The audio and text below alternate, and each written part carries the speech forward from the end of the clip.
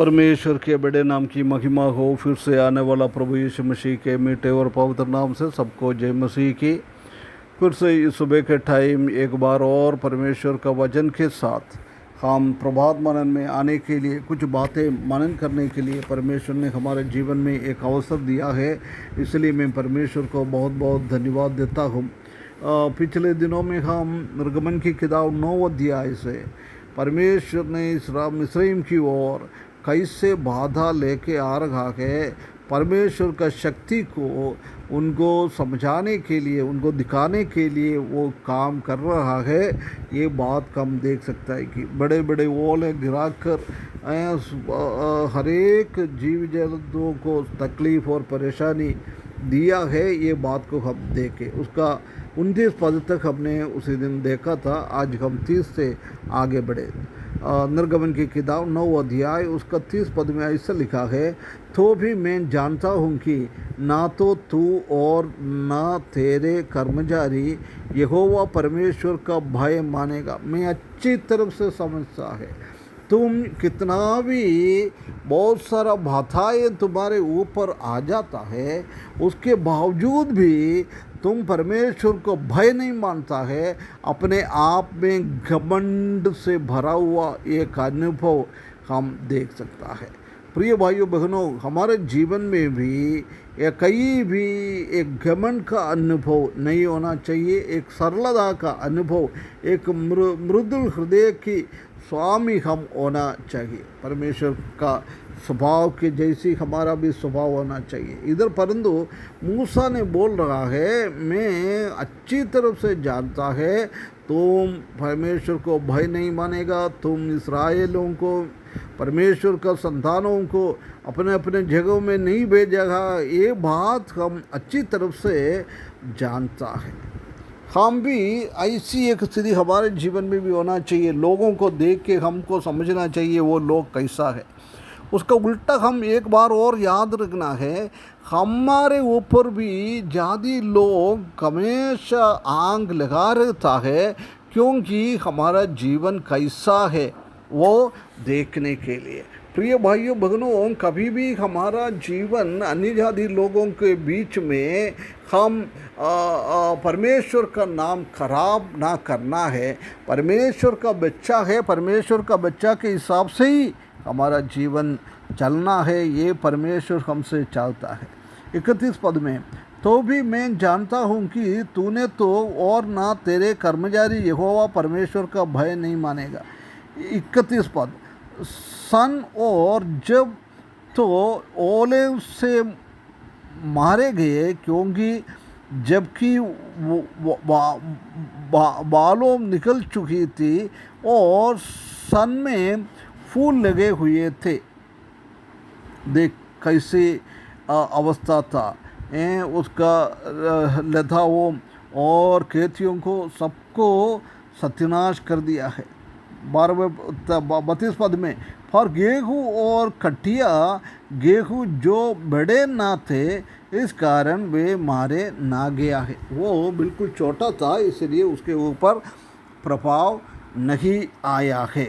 प्रिय भाइयों बहनों, इससे भी हम एक बात सीख सकता है, हम अपने आप को छोटा बनाए उतना परमेश्वर हमको ऊंचा उठाएंगे। इधर देख, छोटा था इसलिए उसी के ऊपर कई ऐसी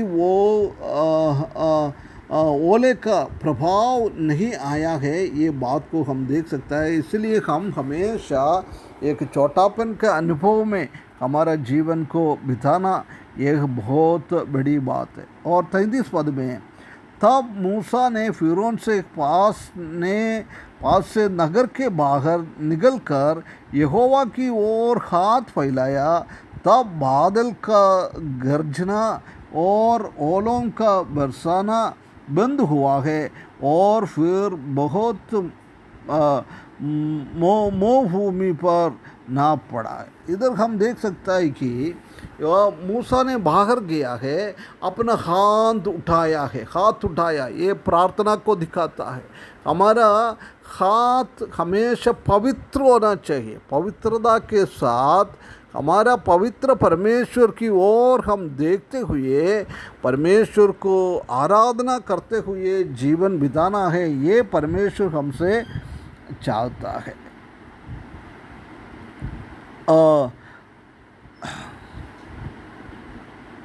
और उसी का आगे हम पढ़ेंगे तो उधर हम देख सकता है कि ये देखकर कि मेघ और ओले और बादल का गर्जना बंद हो गया, फिरौन ने अपने कर्मचारियों समेत फिर अपने मन को कठोर करके पाप किया है। देख, परमेश्वर ने उनका कहना मूसा के द्वारा कहना है, वो उसने सुन लिया है, परंतु उसी के जीवन में ऐसी एक परिवर्तन हम नहीं देख सकता है। हम वो परिवर्तन के साथ परमेश्वर की ओर हम देखते रहना, ये परमेश्वर हमसे चाहता है।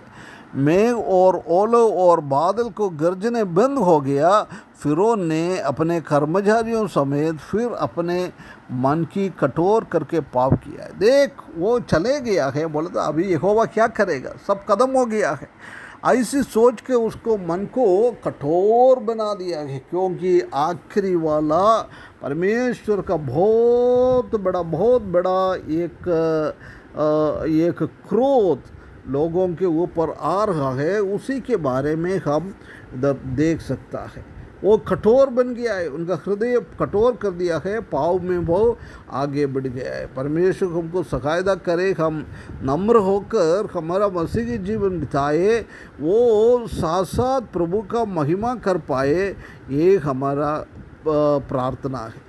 ऐसी कठोर नहीं करना है, हमारे हृदयों को ये फरो जैसी कठोर ना करते हुए परमेश्वर के विरुद्ध में पाप भी नहीं करना है। परमेश्वर हमको सहायता करे।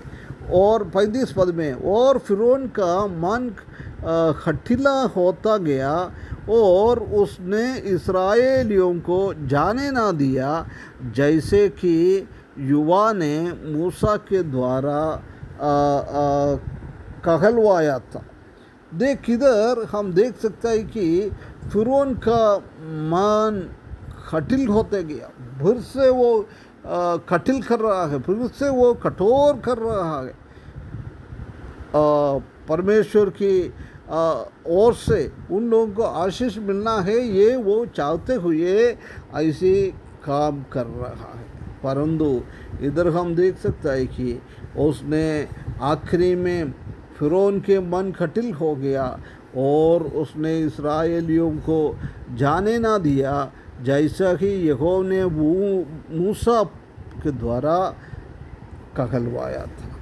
मूसा ने पहले से बोला है, तुम कठोर करते जाएंगे, ऐसी कर दिया है। परमेश्वर ने बोला है, तुम आखिरी में उनका एकलौता सबको मैं मार डालेंगे, वो अभी तक नहीं हुआ है। इसलिए मूसा भी और थोड़ा डरते हुए अपना जीवन बिता रहा है। ऐसी एक अवस्था हम परमेश्वर को भय मानते हुए परमेश्वर का महिमा के लिए हम जिए। हमारा शत्रु कैसे हो भी हो, वो उसी के सामने हम पवित्रता का एक जीवन बिताने के लिए परमेश्वर इस वचन के द्वारा हमको सहायता करे, उसके बड़े नाम की महिमा हो।